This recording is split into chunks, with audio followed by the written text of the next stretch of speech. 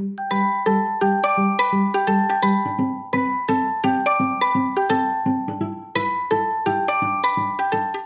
you ready to shake up your approach to your love life? Today, we have a special guest, Gregory Diehl, here with us, and he challenges us to rethink our assumptions about relationships and personal growth. So, today, we're going to explore his ideas from his book, The Romantic Ideal, and how it can help us become better partners and spouses.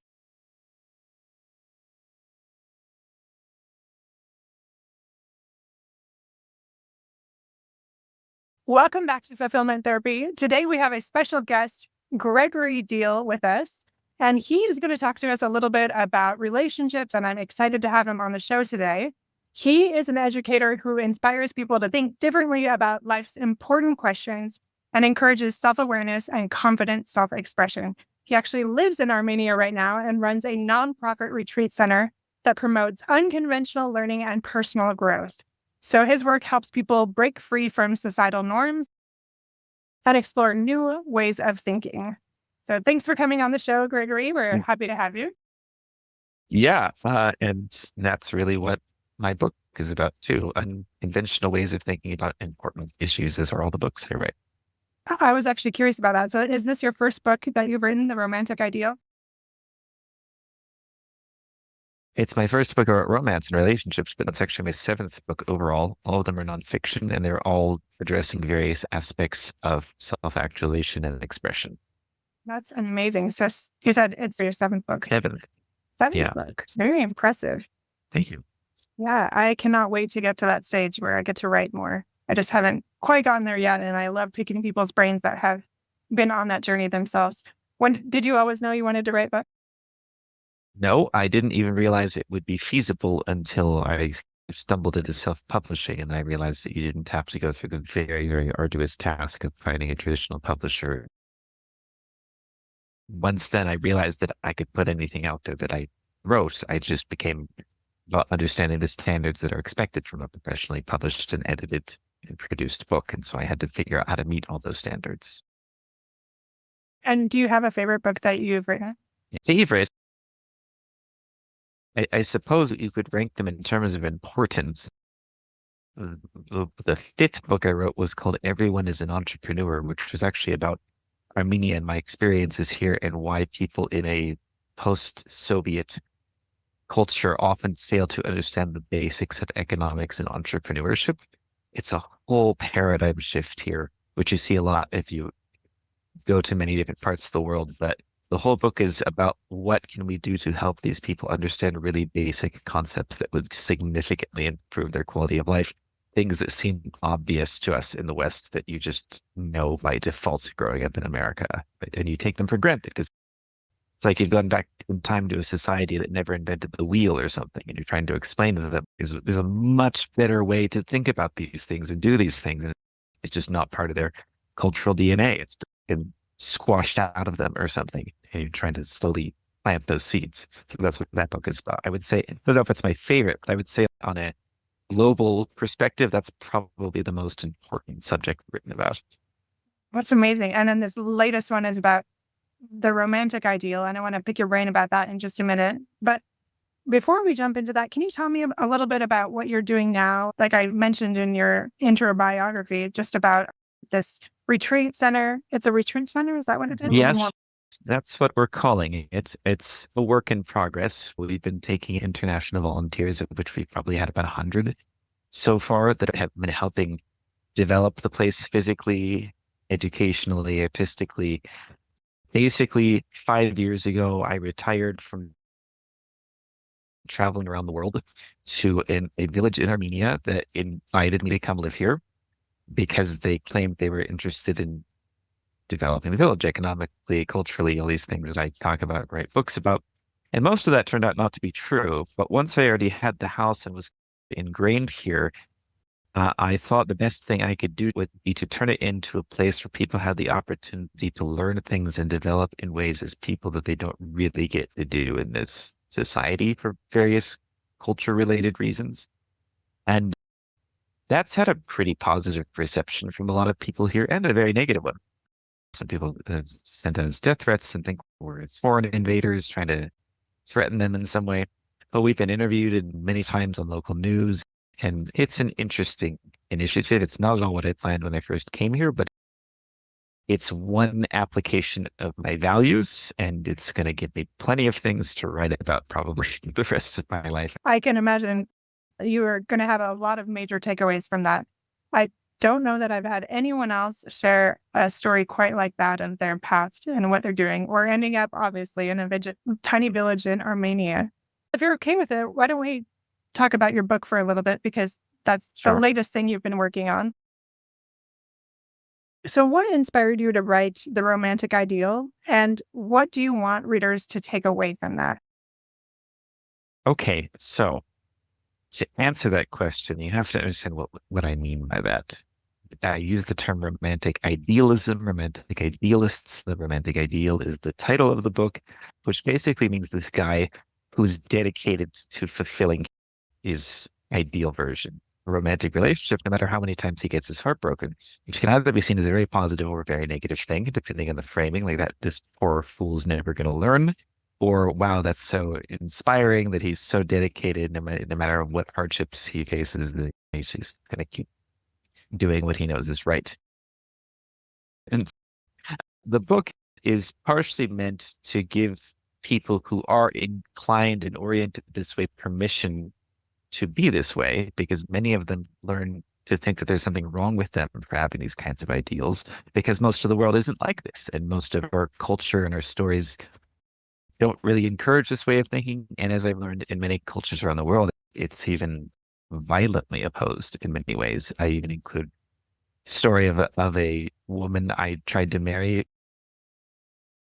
whose parents would never approve of me because I was from a different race and a different culture. And she was not self-determined enough to overcome that. She had no autonomy and volition of her own, that she couldn't say, Mom and Dad, I love him. I'm going to do what I want because I know it's right. And that Right. is the kind of love story we like to tell, like love overcoming all obstacles and odds, and reshaping the society around them because it's the right thing to do. And the reason it's the right thing to do is because it's an aspect of our fullest possible self-expression, right? If you are this kind of person, then I would make the argument that you owe it to yourself to do everything in your power to fulfill your values to the highest possible domain. Just as I would say so in any other domain, if you were a musically oriented person, learn to play the piano and play it for the rest of your life, because that's who you're supposed to be, right? And if you were passionate about anything else, I'd say pursue that as much as humanly possible. If you're a romantically oriented person, that's what this book is about. What is it like to be such a person, particularly from a masculine perspective? Because I've never been a woman and I'm not very femininely oriented, but I do try to be fair and balance this out with trying to have some understanding of what it must be like to be a woman. And I do have a forward written by a woman who brings a nice feminine counterbalance to my approach. And I certainly don't claim to be speaking from some kind of objective, universal, enlightened perspective for all people. It's a very personal book. Certainly, I'm very much speaking from my perspective, but I'm very transparent about that too. And I think that's where a lot of the value book comes in too. It's a very honest book. So, did this all come about because of your insights and everything that happened when you proposed to this girl and the lessons learned from that? No, it's my life. I think that's one particularly interesting insight. And in many ways, it's like the culmination of everything, because certainly that experience forced me to reach certain conclusions that are unsettling to think about, but really unavoidable once you've been through certain kinds of experiences. Men like me will beat themselves up over and over again, trying to figure out why a relationship didn't work. Like we will sit there and obsess and hyperanalyze. Okay, can I go over every little mistake I might have made? How could I have done those things better? And would that have made any difference if I'd been the perfect boyfriend from day one? I don't understand why, and on paper, it seemed like we were so perfect and things started out so strong. So why didn't this work? It doesn't make any sense. And of course, I can only change my own behavior. So I'm just sitting there thinking, like, what did I do wrong? This relationship that should have worked didn't. And when you reach a situation like that, there's no way you can avoid the conclusion that this is not my fault. There is nothing I could have done about this situation, nothing I could have said. If I'd been the most romantic guy in the world and showered her with love and flowers and attention, she still would have been the person she is in the cultural setting she's in with her underdeveloped autonomy, essentially. And my mistake, if I made one, was simply that I did not recognize that's the kind of person I was bonding with. And so at a certain point, that's the conclusion you have to reach, which might sound cocky. Like, I never do anything wrong. I never make any mistakes. I'm the perfect boyfriend, right? Of course, we all make mistakes, right? But are they deal breaking mistakes, or are they simply things to work on with your partner and figure out how better to relate to each other, right? And if you can honestly self-assess and say, no, I did not torpedo this relationship, or there's nothing I could have done to avoid this outcome, then you realize maybe the problem isn't with you. Maybe the problem is with the state of the world, which is a much bigger enemy to be facing. And that's also kind of part of the book, because it's really not a relationship advice book in most senses. It's not like, here's how to have a great, fulfilling relationship. I have had many great, fulfilling relationships. I've also had the opposite many times. And I share those stories to the extent that I think it's interesting and informative. But it's really not like, here's how to find your soulmate and have a wonderful, fulfilling relationship. It's more like, just how do you live with the burdens of being this kind of person, especially when your romantic ambitions do not work out. So when there's failures, sometimes I don't like to call them failures, but when things don't go the way that you anticipate, this could also help you. Is that right? The last chapter is called Returning to the Void, which is a reference I make to really what it's like to be a masculine person cut off from the rest of the world. You feel like you live your life in a void, not really attached to physical reality and beauty and emotion and sensation. And that's why we're so attracted to feminine women, because they connect us to the world and make us feel those things. And so what do you do when you don't have that beautiful, loving, romantic, feminine influence in your life that you know you so desperately need as the kind of person you are? How do you persist in this masculine, detached void, right? That goes into what I was curious if you could explain to listeners, because you did talk about in this book about the masculine and feminine energies in romance. For people that don't really understand what that means, can you tie that in for us and help us understand what it is you're talking about there? Yeah, sure. For some reason, this has become a contentious topic in modern times among some people. I had received some very interesting feedback as I was writing the book, because I showed it to a lot of people, to beta readers whose opinions I trusted. Am I explaining things clearly? What do you think of the book? What do I need more of or less of? Some people loved it, both men and women, and some people thought, like, how dare you write this kind of book? And I was just trying to figure out, what have I said that is so offensive here? Like, certainly there are parts of the book that are critical of both men and women in different contexts, but I don't think anything that's particularly unfair or even anything particularly original. I'm not the first person to criticize these kinds of behaviors. So is that what they're so offended by? But no, really, it was just right from the beginning, just the very idea that I acknowledged that men and women are categorically different. And Yeah, being a man is different than being a woman. The absolutely. masculine experience is different than the feminine. Like, just that idea was enough to offend a lot of people, and to really promote that and say, actually, this can be a good thing. If you're mature and healthy and you really embody who you really are, and you find a complementary partner who really embodies who they are. That's not the message a lot of people wanted to hear. It's almost like they want to hear the opposite. No, we need to remove these distinctions, and everybody should be the same. And this just creates strife and conflict and competition and the societal pressures to act a certain way. And yeah, all of that is true. And I definitely speak out against that. Just because being feminine is different than being masculine doesn't mean that if you're a woman, you should cook and clean all day and be forced into these particular social gender roles. And same thing for men. It's about you finding the best way to embody that side of yourself in Right. whatever conditions you happen to be in, right? And And celebrating that, and that there is a difference. I love that you're speaking to that.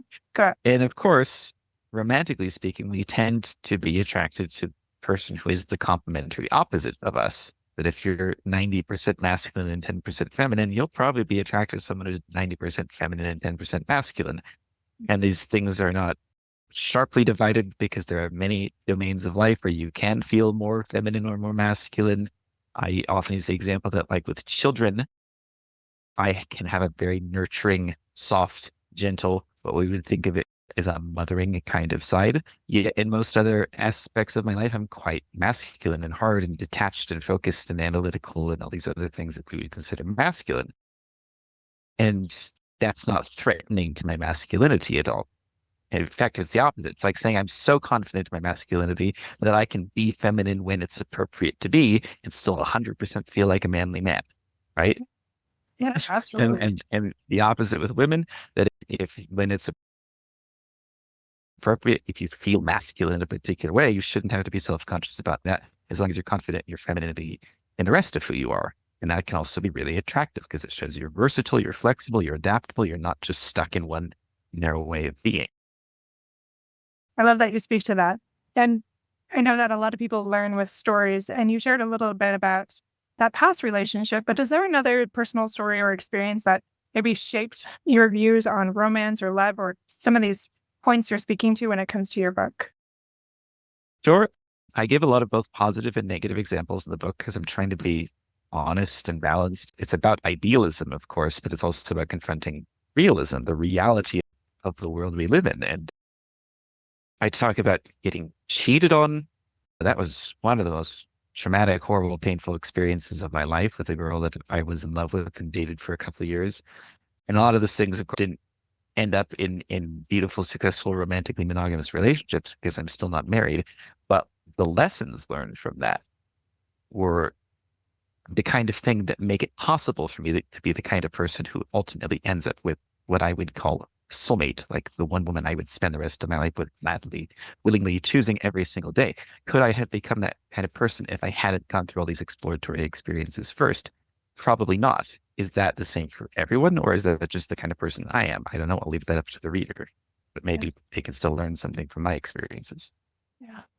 I appreciate you sharing that. And just in closing, do you mind what advice would you give to someone looking to cultivate those deeper connections in the romantic life based on the experiences that you've had or what you speak to in this book that might help them if what you're saying is really resonating with them and their experiences? I'm not going to ever try to tell anyone what kind of person they are or should be, but if you are this kind of person, you probably already know, or you probably suspected your whole life. But being this kind of person is, and recognizing it is really just half the battle. The rest of it is learning how to do this in a mature and responsible and healthy way. And that requires you to be a mature person in all areas of your life. If you're struggling with emotional insecurities and baggage from the past or issues with your parents, all of that is going to come up and be magnified 100 times over when you try to bond with someone else who might also be dealing with their own stuff. And so that's not saying everybody has to be a little enlightened Buddha before they can date someone, because that just seems impractical, first of all. But rather that maybe the journey of really deeply bonding with someone is that you do that together, like you're mirrors for each other and you hold each other accountable and you help each other become the best version of yourself that you can be because you see that potential in each other. You're both totally honestly dedicated to that. Absolutely. I appreciate the different insights that you have and telling us more about your book. And so, again, that book is The It's, Romantic it's, Ideal, and you can check that out. Where can they find that book? it's on Amazon and most other online retailers. If you want to learn more about me or my other books, you can also go to my website, which is just my name, GregoryDiehl.net. Diehl is spelled Diehl. Oh, and we will put in the show notes where we can find you and your links and all of those things as well. So thank you so much for coming on the show and teaching us a little bit more about relationships, that romantic ideal, and different things that we can do to take our life to the next level in this way. So I appreciate you coming on. I appreciate you having me.